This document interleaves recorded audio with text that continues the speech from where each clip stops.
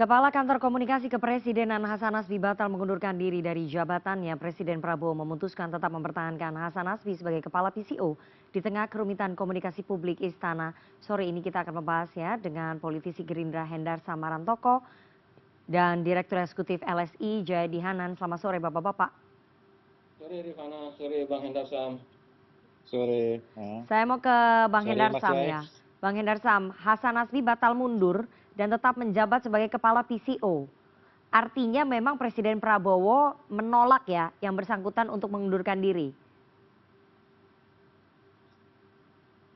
Iya, seperti pembicaraan kita di hari Senin yang lalu karena bahwa memang sebagaimana sudah pernah saya sampaikan bahwa Kepala PCO ini adalah setingkat menteri dan oleh karena itu sesuai dengan Undang-Undang Dasar ya pasal 17 itu menyatakan bahwa ini merupakan hak prerogatif presiden.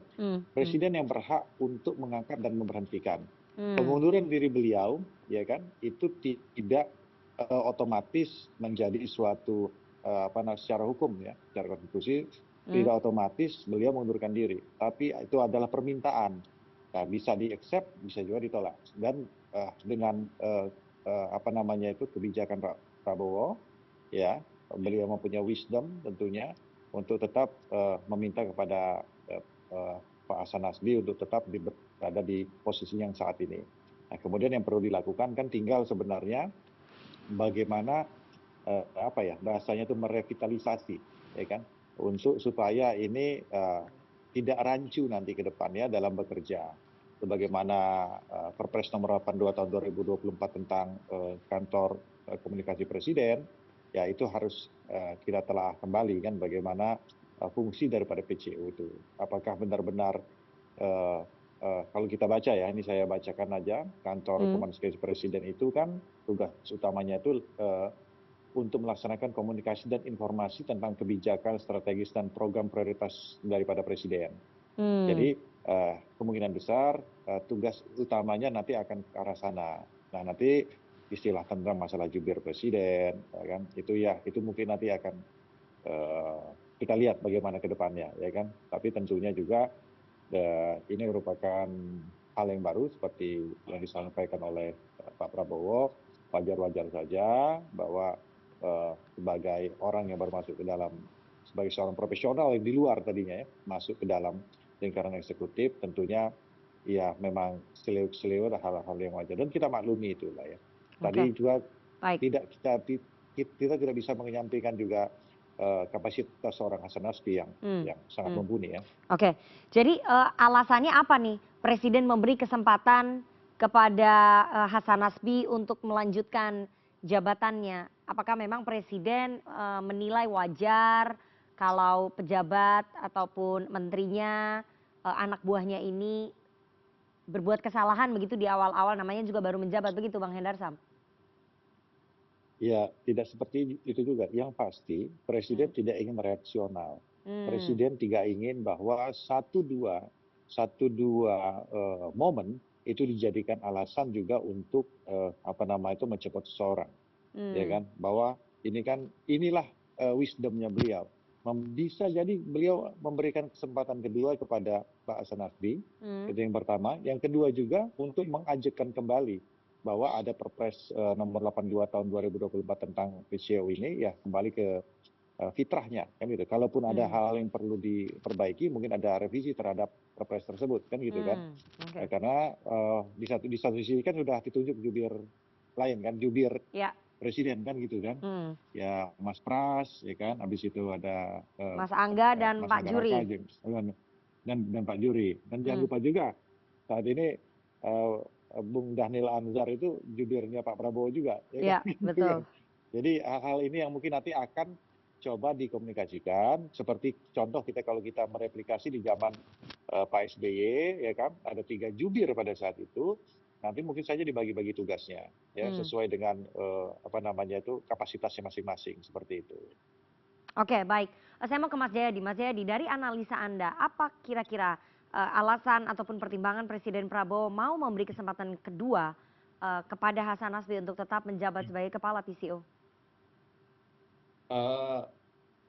batalnya Hasan Nasbi itu menunjukkan dua hal ya. Pertama Hmm. kan kemarin alasan beliau mundur kemungkinan ada dua ya. Satu, dia dihukum atau ditegur karena melakukan kesalahan atau blunder-blunder gitu kan. Hmm. Yang kedua, alasan dari Pak Hasan sendiri ada aspek-aspek yang Yes. tidak di luar kendali dia, Hmm. di luar kemampuan dia gitu.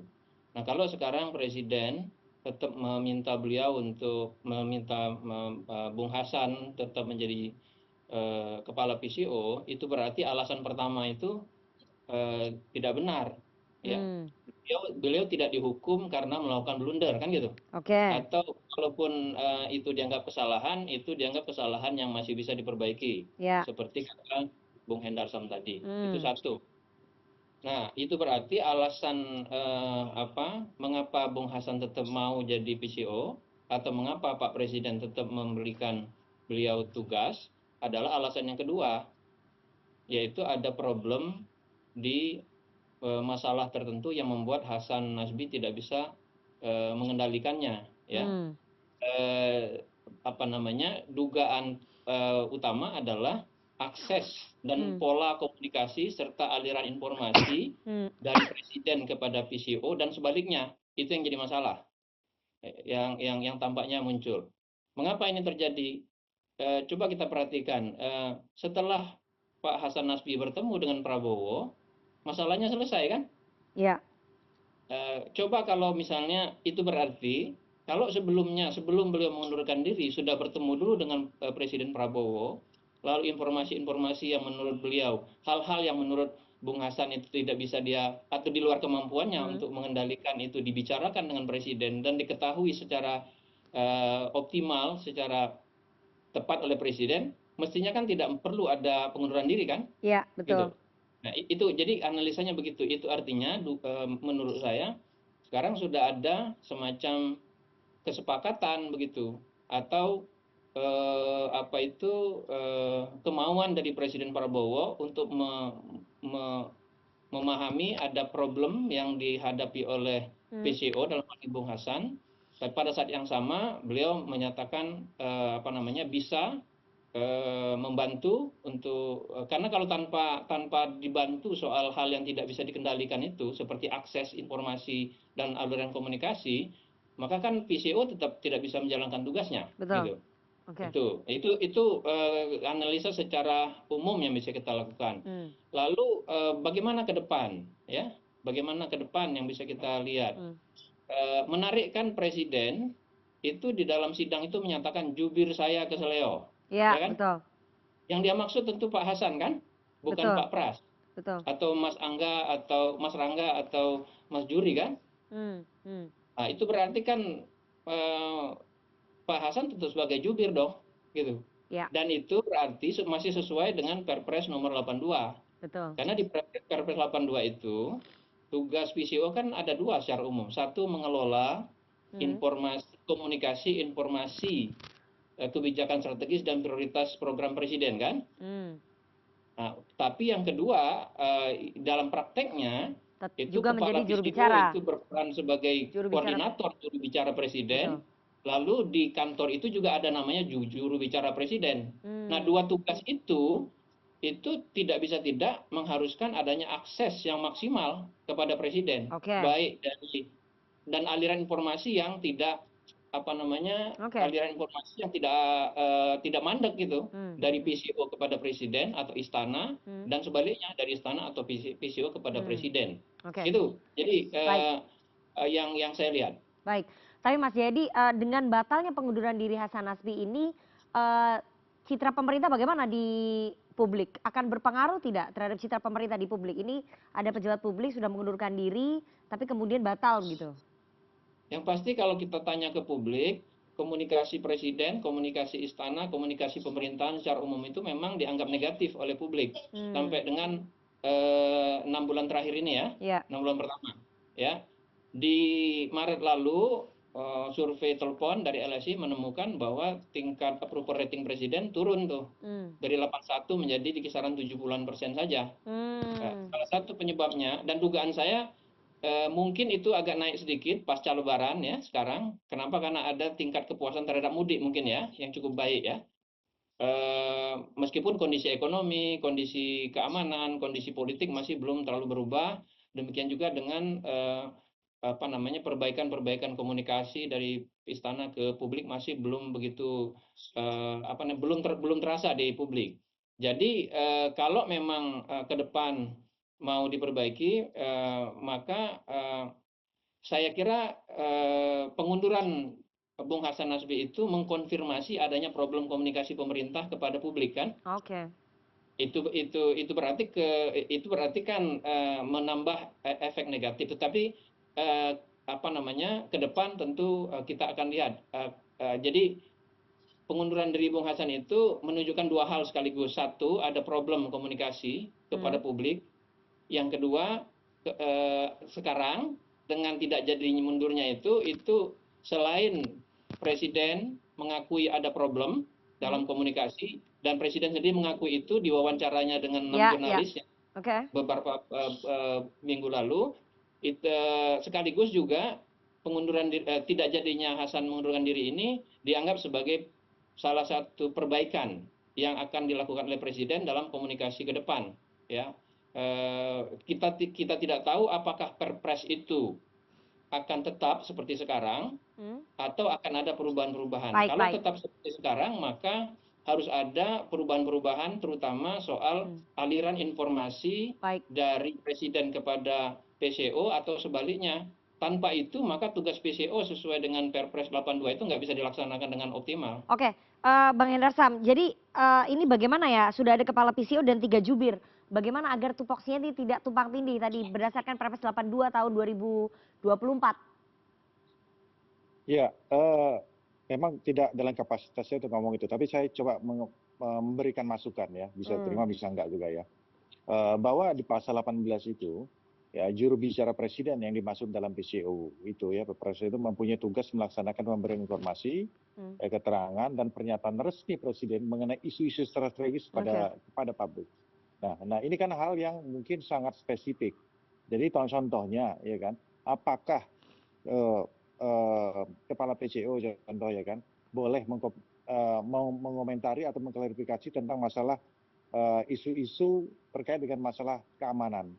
Contoh terkait dengan masalah pers, ya kan, tentang masalah teror kepada babi kan nggak masuk. Ini bukan, karena itu bukan merupakan isu-isu strategis, ya kan. Karena isu-isu strategis itu terkait dengan masalah program-program pemerintah kan tentunya kan. Jadi kemungkinan besar atau ini masukan saya bisa diterima juga bisa tidak. Jadi kemungkinan besar nanti tetap Bung Hasan Nasbi akan menjadi salah satu orang yang mengorkestrasi di PCO tentunya, mengakselerasi ke dalam ya kepada kementerian-kementerian ini terkait dengan masalah program-program strategis nasional, dan juga ya mungkin di isu-isu tertentu beliau sesuai dengan pasal 18 ini akan memberikan tanggapan ya bersama-sama dengan para jubir yang lain. Jadi ada kepala PCO dan 3 jubir. Kurang lebih mungkin seperti itu. Baik, kita berharap nanti ke depannya pola komunikasi pemerintah ke publik akan lebih baik lagi ya, karena Presiden Prabowo. Sedikit saja, ya, silakan Mas Jayadi. Sedikit boleh. Informasi strategis itu tidak statis sifatnya. Apa arti strategis? Berdampak dalam luas, itu arti strategis.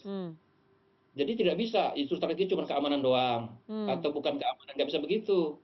Isu strategis itu dia terkait dengan perkembangan komunikasi dan informasi, maka harus dianalisis per hari, per jam, per menit.